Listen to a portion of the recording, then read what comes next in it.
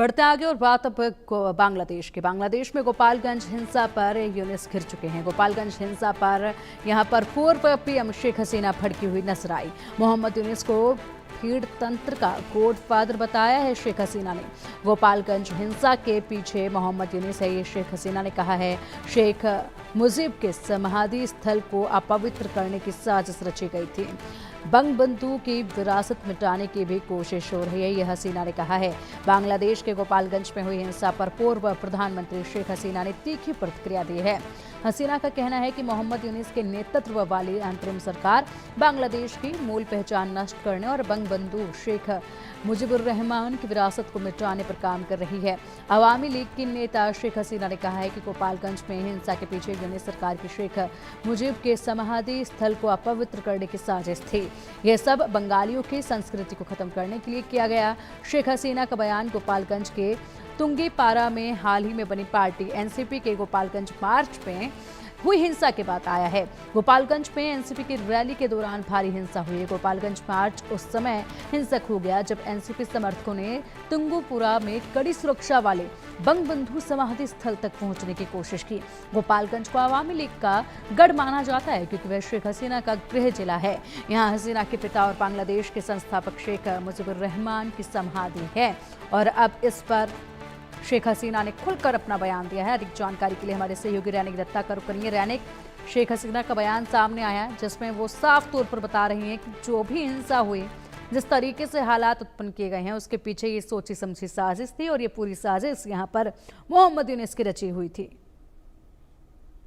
हाँ, एकदम देखिए, ये गोपालगंज का ये घटना को लेकर भी मोहम्मद यूनिस के ऊपर आरोप दागा है शेख हसीना। और शेख हसीना की तरफ से दावा किया गया है कि गोपालगंज की ये हिंसा पहले से सोची समझी साजिश थी और शेख मुजीबुर रहमान का जो समाधि स्थल है उनको मैलाइन करने का कोशिश, उनको नष्ट करने का कोशिश जो है वो देखने को मिला है। और इसके पूरा पीछे ये जो पूरा साजिश रचा गया है, इस साजिश रचने के पीछे मोहम्मद यूनिस का इन्वॉल्वमेंट है, क्योंकि उनकी तरफ से दावा किया जा रहा है कि इसके पहले भी जो घटना घटाया गया था, जिस तरीके से मोहम्मद यूनिस का इंटरिम गवर्नमेंट फॉर्म होने के बाद से लगातार बांग्लादेश में जो हिंदू परिवार है उनके ऊपर अत्याचार किया गया था, बांग्लादेश का जो हिस्ट्री है उनको मिटाने का कोशिश किया गया था। शेख मुजीबुर रहमान का तस्वीर जो है वो नोटों से हटा दिया जा रहा था। शेख मुजीबुर रहमान का नाम जो है वो किताबों का पन्ने से हटा दिया जा रहा था। इस तरीके का जो घटना घट रहा है, ठीक उसी टाइम पर गोपालगंज को क्यों चूज किया गया, गोपालगंज में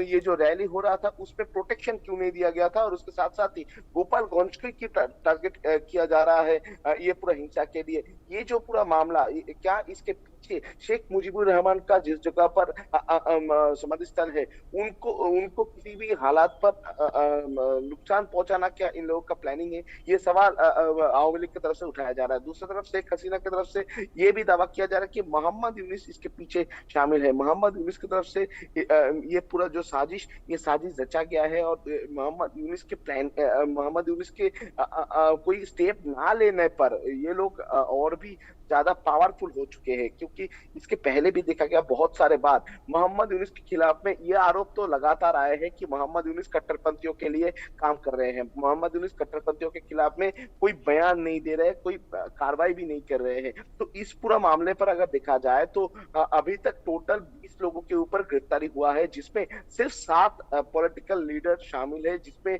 आवामी लीग का लीडर्स भी है और उसके साथ छात्र संगठन का जो पॉलिटिकल पार्टी है उनका लीडर भी शामिल है। मगर दूसरी तरफ अगर देखा जाए तो ये 20 लोगों के बाद से कोई मेन मास्टरमाइंड जिसकी तरफ से ये घटना घटाया गया था, इन लोगों को कोई गिरफ्तार करने के बाद पुलिस की तरफ से स्पष्ट नहीं किया गया है। और मोहम्मद यूनिस भी ये पूरा मामले को लेकर पूरा चुप बैठे हैं। कर्फ्यू जारी किया गया था, मगर कर्फ्यू जारी करने के बावजूद भी ये पूरा घटना का कार्रवाई जो है उसको लेकर कोई स्टेप मोहम्मद यूनिस की तरफ से नहीं लिया गया। और इसी को सामने रखते हुए फिर से एक बार मोहम्मद यूनिस के ऊपर आरोप दे रहे हैं शेख हसीना, और शेख हसीना की तरफ से दावा किया जा रहा है कि ये पूरा घटना जो घटा है, ये पूरा जो साजिश हुआ था, इस साजिश के पीछे मोहम्मद यूनिस का हाथ है, मोहम्मद यूनिस इसमें शामिल है। और मोहम्मद यूनिस ये चाहते हैं कि किसी भी हालात पर शेख मुजीबुर रहमान का जो स्थिति है, शेख मुजीबुर रहमान का जो ऐतिह्य है उनको मिटा दिया जाए।